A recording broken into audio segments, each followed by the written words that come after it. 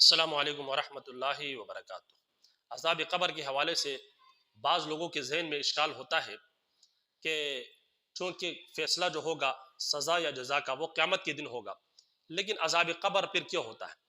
کیونکہ ابھی فیصلہ نہیں ہوا، ابھی قیامت قائم نہیں ہوئی، لیکن پھر کیسے فیصلے کرنے سے پہلے ہی عذاب دینا شروع ہو گیا؟ تو یاد رکھیے کہ جو مکمل سزا کا فیصلہ ہوگا وہ قیامت کے روز ہوگا۔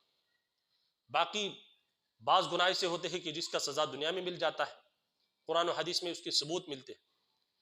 اسی طریقے سے بعض گناہ سے ہوتے ہیں جس کا سزا جو ہے وہ عذاب قبر کے طور پر دیا جائے گا، قبر میں اس کو سزا ملتی ہے، اور جو مکمل سزا ہے یا جزا ہے وہ قیامت کے دن اس کا فیصلہ کیا جائے گا۔ دوسری بات یہ ہے کہ ہو سکتا ہے کہ عذاب قبر کی وجہ سے قیامت کے روز جو سوال و کتاب کیا جائے گا، جو سزا دی جائے گی، اللہ رب العزت اس کو معاف کر دے۔ جس طریقے سے دنیا کے اندر انسان کے اوپر، مسلمان کے اوپر اگر مشکلات آتی ہے، تکالیف آتی ہے، تو اللہ رب العزت اس کے گناہ معاف فرماتے ہیں۔ تو اسی طریقے سے شاید یہ بھی ہو سکتا ہے کہ عذاب قبر جس کو مل رہا ہے، آنے والے جو منازل ہے قیامت کے دن، اس کو جو سزا ملنی تھی اللہ رب العزت وہ سزا ختم کر دے، یہ بھی ہو سکتا ہے۔ لہٰذا عذاب قبر کے حوالے سے یہ عقیدہ رکھنا ضروری ہے کہ عذاب قبر برحق ہے، کیونکہ اس حوالے سے بے شمار تواتر کے ساتھ احادیث موجود ہے۔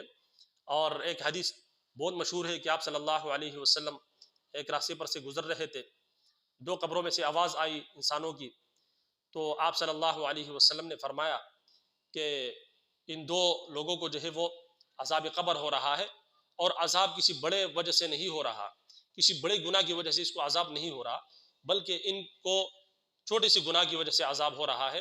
ایک کو جو ہے چونکہ وہ پیشاب کی چینٹوں سے نہیں بچتا تھا اس لیے اس کو عذاب ہو رہا ہے، اور دوسرے کو جو ہے وہ چغلی کی وجہ سے، وہ چغلی کرتا تھا اس وجہ سے اس کو عذاب ہو رہا ہے۔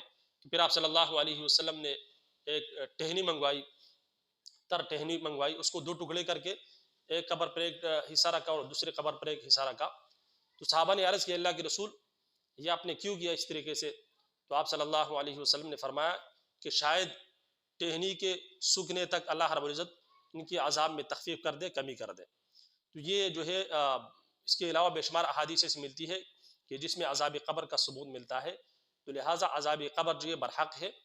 جہاں تک یہ اشکال ہے کہ ابھی فیصلہ نہیں ہوا اور پہلے سے عذاب شروع ہو گئی، اس کی مثال بھی میں نے آپ کو دی ہے کہ بعض گناہ سے ہوتے ہیں کہ دنیا کے اندر بھی اس کی سزا مل جاتی ہے، چونکہ دنیا میں آدمی زندہ ہوتا ہے تو زندگی کی حالت میں اس کو جو ہے اس کا سزا مل جاتا ہے، اور بعض گناہ سے ہوتے ہیں کہ جو قبر میں اس کا جو ہے وہ سزا ملتا ہے، اور جو مکمل سزا ہے یا جزا ہے وہ قیامت کے روز جو فیصلہ ہوگا اس میں کیا جائے گا۔ تو امید کرتا ہوں آپ کے اشکال دور ہو گیا ہوگا۔ اس ویڈیو کو آگے شیئر کریں جن لوگوں کے ذہن میں اشکال آتا ہے کہ ان کے ذہن سے اشکال دور ہو سکے۔ تو اجازت دیجیے، السلام علیکم ورحمۃ اللہ وبرکاتہ۔